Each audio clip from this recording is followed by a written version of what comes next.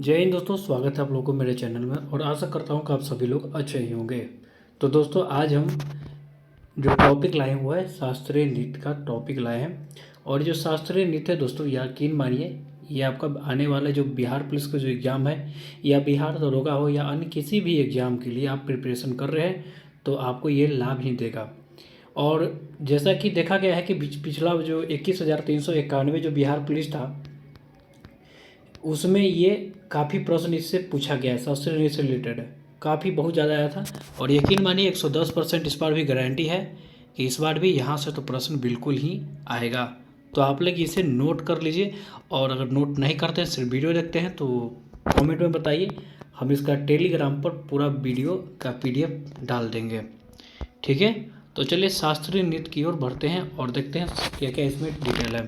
तो देखिए, शास्त्रीय नृत्य की बात किया जाए तो इसकी जानकारी कहाँ से मिलती है, सबसे पहले ये जानिए। थोड़ा वीडियो लंबा होगा लेकिन आराम से देखिए ज़रूर। ठीक है, शास्त्रीय नृत्य की जानकारी की बात किया जाए तो ये नाट्य शास्त्र से इसका जानकारी मिलता है। कहाँ से? नाट्य शास्त्र है। और नाट्य शास्त्र का लेखक कौन है?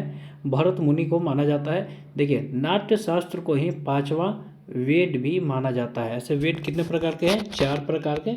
ठीक है, लेकिन पांचवा वेद नाट्य शास्त्र को माना जाता है।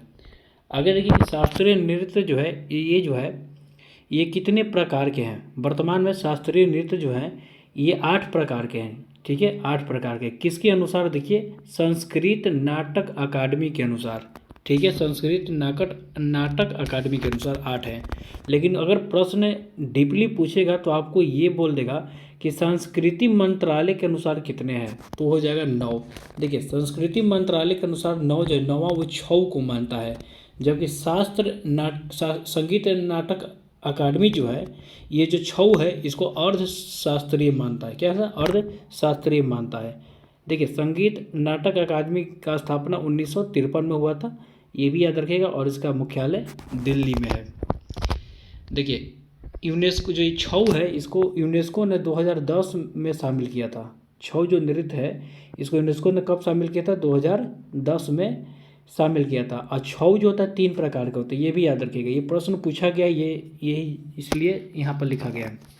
देखिए, छऊ कौन है? पहला मयूरभंज छऊ। मयूरभंज छऊ कहाँ है? उड़ीसा में।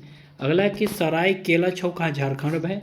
और तीसरा क्या है? 3 प्रकार के छऊ है, तो पुरुलिया छऊ कहाँ है? पश्चिम बंगाल में। देखिए, इसको ट्रिक से कैसे याद कर सकते हैं कि झारखंड का राष्ट्रीय पशु क्या है? हाथी है। हाथी क्या खाता है? केला। ठीक है, तो इसलिए झारखंड हो गया सरायकेला। ठीक है, यहाँ ट्रिक बनता है, ट्रिक से याद कर लीजिए। देखिए, मोर की तरह उड़ना, मतलब कि देखो, मयूर मतलब मोर हो गया और उड़ना मतलब उड़ीसा। ठीक है, तो मयूरभंज उड़ीसा में हो जाएगा।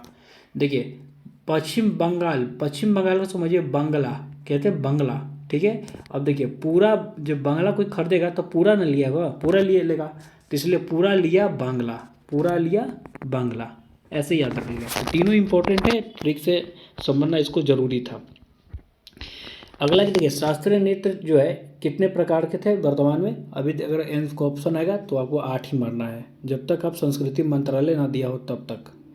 ठीक है, देखिए, शास्त्रीय नृत्य जो है पहला क्या है? भारतनाट्यम। भारतनाट्यम देखिए सबसे पुराना है भारतनाट्यम। ये लगभग बताया जाता है कि 2000 वर्ष पुराना है। 2000 वर्ष पुराना ये है।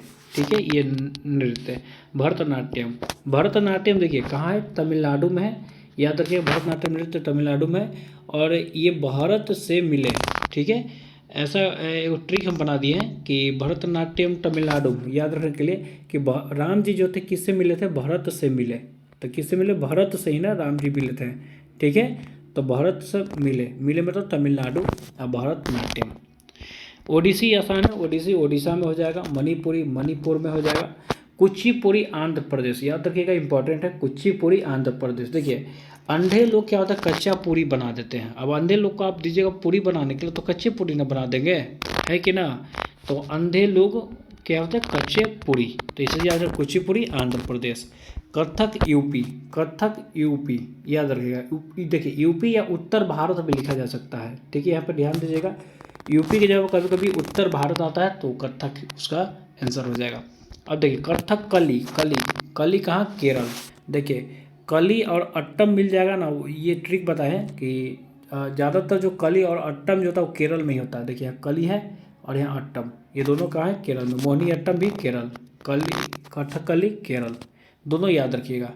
अगला क्या है? सत्रिया। देखिए सत्रिया, सत्रिया क्या हो? असम, सत्रिया असम, और ये सबसे अंतिम शास्त्रीय नृत्य है। देखिए सत्रिया जो है असम में, ये कब जोड़ा गया था शास्त्रीय नृत्य में? तो वर्ष 2000 ईस्वी में। ठीक है। अब देखिए इसका ट्रिक बनाया कि शाम को सत्र, शाम मतलब को सत्र, तो शाम मतलब क्या हो गया? असम। ठीक है। और सत्र मतलब सत्रिया। ठीक है। देखिए छौ भी याद रखिएगा, ये पश्चिम बंगाल, झारखंड और उड़ीसा के लिए ये नृत्य है। आगे बढ़ते हैं। देखिए ये प्रश्न पूछा गया है, ऐसे प्रश्न कोई शायद नहीं बताएगा, लेकिन पूछा गया, वहाँ से डिटेल निकाल के हम आपको बता रहे हैं कि देखिए साउथ में कितने शास्त्रीय नृत्य हैं? 4, याद रखिएगा। साउथ में कितने? 4। नॉर्थ ईस्ट में बोलेगा तो 2, नॉर्थ ईस्ट में 2। अब देखिए साउथ ईस्ट में बोलेगा तो एक हो जाएगा ओडिसी, और नॉर्थ में यानी कि उत्तर भारत में एक ही हम अभी बताए थे, कथक। तो ऐसे आप लोग याद रखिएगा, ये प्रश्न पूछा गया है। देखिए कुछ कुछ डिटेल बताना जरूरी है। भरतनाट्यम, देखिए क्या है? भरतनाट्यम। भरतनाट्यम जो है ये ध्यान दीजिए कि ये कि मंदिरों को समर्पित है। पूछेगा कि मंदिरों को समर्पित वाला शास्त्रीय नृत्य कौन है? तो भरतनाट्यम है। ठीक है। देखिए भरतनाट्यम का पुराना नाम सादिर था। क्या था? सादिर। भरतनाट्यम का पुराना नाम सादिर था, और इसका अन्य नाम भी याद रखना जरूरी है। पूछा गया प्रश्न है कि दासी, अट्टम और अग्नि नृत्य, ये जो चारों है दोस्तों, ये SSGD में पूछा गया है। ठीक है। दासी, अट्टम और अग्नि नृत्य। ठीक है। अब देखिए भरतनाट्यम की जानकारी कहाँ से मिलती है? ये प्रश्न पूछा गया बिहार दरोगा में। ठीक है। तो याद रखिएगा शिल्पाधिकारम, शिल्पाधिकारम से मिला है, और शिल्पाधिकारम का लेखक हो जाएंगे इलंगो आदिगल, इलंगो आदिगल। ठीक है। और दूसरा कहाँ से मिलता है भरतनाट्यम की जानकारी? अभिनय दर्पण से नंदकिशोर उसका लेखक हो जाएंगे। आगे बढ़ते हैं कि शैव धर्म, शैव धर्म के विचारों को प्रस्तुति करती है कौन? भरतनाट्यम। ठीक है। याद रखिएगा, ये इतने ही याद रखिएगा कि ये शैव धर्म से संबंधित है। यही प्रश्न पूछा जाता है। अगला क्या कि नृत्य का आरंभ। देखिए जब भरतनाट्यम जो नृत्य है उसका आरंभ जो होता है आला रिपु से होता है। ठीक है। इंपॉर्टेंट है, याद रखिएगा। ठीक है। कि कहाँ से आरंभ होता है? आला रिपु से। और वही बात किया जाए कि इसका अंत किसका होता है? तो तिल्लाना पर, तिल्लाना पर अंत होता है, और आरंभ आला रिपु पर। दोनों याद रखिएगा, इंपॉर्टेंट है। देखिए कटका मुख्य, देखिए पूछा गया प्रश्न है। ठीक है। कटका मुख्य हस्त मुद्रा, ये पूछा गया प्रश्न है, इसको आप लोग लिखिएगा जरूर। कटका मुख्य हस्त मुद्रा, इसमें कितने 3 अंगुलियों को जोड़कर क्या बनाया था? ओम। ठीक है। ओम का प्रतीक का निर्माण किया जाता है। ठीक है। अब देखिए इसमें 3 शैली है, भरतनाट्यम में 3 शैली है। एक है कला क्षेत्र, एक है वजुबुर, और दूसरा क्या है? कला मंडलम, कला मंडलम। ठीक है। देखिए इसके, देखिए 1910 में अंग्रेजों ने इस पर प्रतिबंध लगा दिया गया था, ये भी याद रखिएगा। हालांकि पूछेगा नहीं, लेकिन याद रखिएगा। शैली याद रखिएगा, शैली पूछ देगा कि इनमें से कौन सा शैली भरतनाट्यम से संबंधित नहीं है, तो इन 3 में से जो अन्य होगा वो उसका राइट आंसर हो जाएगा। आगे देखते हैं ओडिसी। ओडिसी का जनक पूछा गया प्रश्न है कि इसका जनक कौन है? तो गुरु पंकज चरण दास, गुरु पंकज चरण दास। याद रखिएगा ओडिसी नृत्य का जनक कौन है? गुरु पंकज चरण दास। ठीक है। अब देखिए इसका संबंध हो जाएगा कृष्ण से, भगवान कृष्ण संबंधित है इनका। ठीक है। और ये त्रिभंगी मुद्रा है। ठीक है। ये जो है नृत्य जो है ये त्रिभंगी मुद्रा में किया जाता है। त्रिभंगी मुद्रा में ये नृत्य किया जाता है। इसका अन्य नाम पूछा गया है कि ओरीली, ओरीली, ओरीली किसका? ओडिशा। आसानी से याद हो जाएगा, ओरीली ओडिशा, आसानी से याद हो जाएगा ये नाम। अब देखिए इसका जो प्रारंभ है वो मंगलाचरण से होता है, मंगलाचरण से। ओडिसी का प्रारंभ होता है मंगलाचरण से और अंत होता है मोक्ष पर। देखिए मंगलाचरण का अर्थ क्या होता है? पृथ्वी माता को पुष्प अर्पित। ठीक है। इससे प्रारंभ होता है। और देखिए इसका जो मोक्ष क्या होता है, जो अंत होता है, वो थारी झम नृत्य से। थारी झम जो नृत्य है ये कहाँ? ओडिसी का ही नृत्य है, वहाँ उसी प्रकार से ये अंत होता है। चलिए अगला देखते हैं साक्ष्य। साक्ष्य इंपॉर्टेंट है कि उदयगिरी के व खंडगिरी के गुफा से इसका साक्ष्य मिला है, ये भी याद रखिएगा। उदयगिरी और खंडगिरी के गुफा से ओडिसी का साक्ष्य मिला है। इसका मुख्यतः बात किया जाए, मुख्यतः ये देखिए जनजाति है वो महारियो जनजाति के द्वारा किया जाता है। मुख्यतः किसके द्वारा किया जाता है? महारियो जनजाति के द्वारा ये किया जाता है। आगे देखा जाए कि ज्यामितीय पैटर्न, देखिए इसमें एक ज्यामितीय पैटर्न बनाया जाता है, ठीक है। ओडिसी जब ये जो डांस है उसमें एक ज्यामितीय पैटर्न में, जैसे सचल मूर्ति पैटर्न कहा जाता है, उसी प्रकार से ये बनाया जाता है सचल मूर्ति के तहत। और देखिए इसका जो प्रतीक है, किसके प्रतीक है? जल तत्व के, ठीक है। 5 प्रकार के तत्व है, उसमें से एक कौन सा? ओडिसी के लिए। देखिए ओडिशा जल के किनारे ही है ना, तो वहाँ पर ज़्यादा जल के कारण अर्थी होता है, वो सुनामी आते रहता है, तो ऐसे भी याद रख सकते हैं, ठीक है। जल तत्व। देखिए अगला है तो मणिपुरी किसके लिए? कौन सा संप्रदाय के लिए? वैष्णव संप्रदाय के लिए हो जाएगा, ठीक है। मणिपुरी में क्या है कि श्री कृष्ण के बाल्यकाल की कहानी इसमें दिखाया जाता है। श्री कृष्ण की बाल्यकाल की कहानी इसमें दिखाया जाता है। देखिए इसमें भी 3 शैली है, ठीक है। मणिपुर में भी 3 शैली है, ठीक है। पहला कि लाई हरोबा, इंपॉर्टेंट ये नाम है, पूछा गया प्रश्न। लाई हरोबा मणिपुर। संकीर्तन भी पूछा गया, और रास लीला, ठीक है। ये तीनों है मणिपुरी का ही शैली। देखिए मणिपुरी की शुरुआत पूछा गया कि मणिपुरी की शुरुआत 1779 में हुआ था, 1779 में हुआ था। और इसका ये पूछे जा सकता है आने वाला समय में कि इसका शुरुआत किसने किया था? निगातो चिंगथोंग खोबा ने इसका शुरुआत किए थे। देखिए ये एक अकादमी है जो मणिपुरी से संबंधित है, कौन सा है? जवाहरलाल नेहरू मणिपुरी नृत्य अकादमी 1954। ये इम्पोर्टेंट है, याद रखिएगा, ठीक है। और कब इसका? 1954 में स्थापना हुआ था। देखिए पर इसका प्रयोग जो होता है, इसमें प्रयोग जो होता है, पेन्ना एक वाद्य यंत्र होता है, पेन्ना वाद्य यंत्र, उसमें ये इसका प्रयोग होता है। किसका? मणिपुरी में उपयोग पेन्ना वाद्य यंत्र का होता है। मणिपुरी में 2 भाग हैं, देखिए इसमें का भाग जो है 2 है, एक होता है जागोई और एक होता है चोलेम और जागोई, चालेम। और इसमें 64 ताल होते हैं। मणिपुरी में कितने ताल होते हैं पूछा जा सका, तो याद रखिएगा 64 ताल होते हैं। देखिए इसमें एक मुद्रा है, उस मुद्रा को कहते हैं नागबंध मुद्रा पूछा गया किससे संबंधित है? तो मणिपुरी, याद रखिएगा नागबंध मुद्रा मणिपुरी। देखिए बेलनाकार स्कर्ट के, इसमें एक कपड़ा होता है, कॉस्ट्यूम होता है, जो होता है बेलनाकार स्कर्ट के जैसा होता है, और इसे क्या कहते हैं? योटी ओई कहते हैं, याद रखिएगा योटी ओई कहते हैं। बेलनाकार स्कर्ट कॉस्ट्यूम है मणिपुरी जो लोग पहन के डांस करते हैं उसी का। चलिए अगला है, देखिए दर्शकों, देखिए इसमें इंपॉर्टेंट क्या है? सबसे इम्पोर्टेंट प्रश्न पूछा गया है कि दर्शकों से जो मणिपुरी जो डांसर जो होते हैं, वो जो दर्शक जो होते हैं उनसे आंख नहीं मिलाते हैं।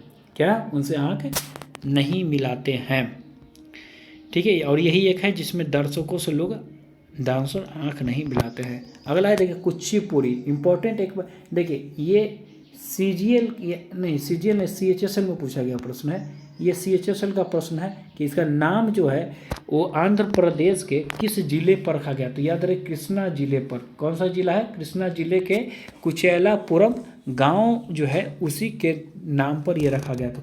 ये प्रश्न पूछा गया कृष्णा जिला के लिए, याद रखिएगा। देखिए इसमें क्या होता है कि इसमें भाषण, मतलब जिसको कहते हैं माइम, वह शुद्ध नृत्य को जोड़ता है। कौन? कुचिपुड़ी जो है, कुचिपुड़ी ये भाषण, माइम और शुद्ध नृत्य को जोड़ता है, और ये भागवत पुराण को पर आधारित है। कुचिपुड़ी जो है ये भागवत पुराण पर आधारित है, ये भी याद रखिएगा। देखिए अगला क्या है कि पीतल के तस्तरी, इंपॉर्टेंट क्या है कुचिपुड़ी में कि पीतल के तस्तरी में पैर रखकर नृत्य करने का प्रचलन, इसको क्या कहते हैं? तरंगम कहते हैं। पीतल के तस्तरी पर पैर रखकर इसमें डांस होता है कुचिपुड़ी में, और उसे क्या कहा जाता है? तरंगम कहा जाता है। इसको याद रख लीजिए, लिख लीजिए ये सब। चलिए इसके नृतकों को क्या कहता है? भागवतालु कहते हैं। देखिए पूछा गया प्रश्न है ये भी कि इसके नृतकों को क्या कहा गया? भागवतालु कहा गया। कथक इंपॉर्टेंट है। कथक का अन्य नाम की जानकारी ले लीजिए। कथक का देखिए, कथक उत्तर भारत में या उत्तर प्रदेश में इसकी ये नृत्य होता है, वहाँ का प्रचलन है। तो देखिए नटवरी याद रखिएगा, नटवरी कथक का हो जाएगा। कथकली कथक का हो जाएगा।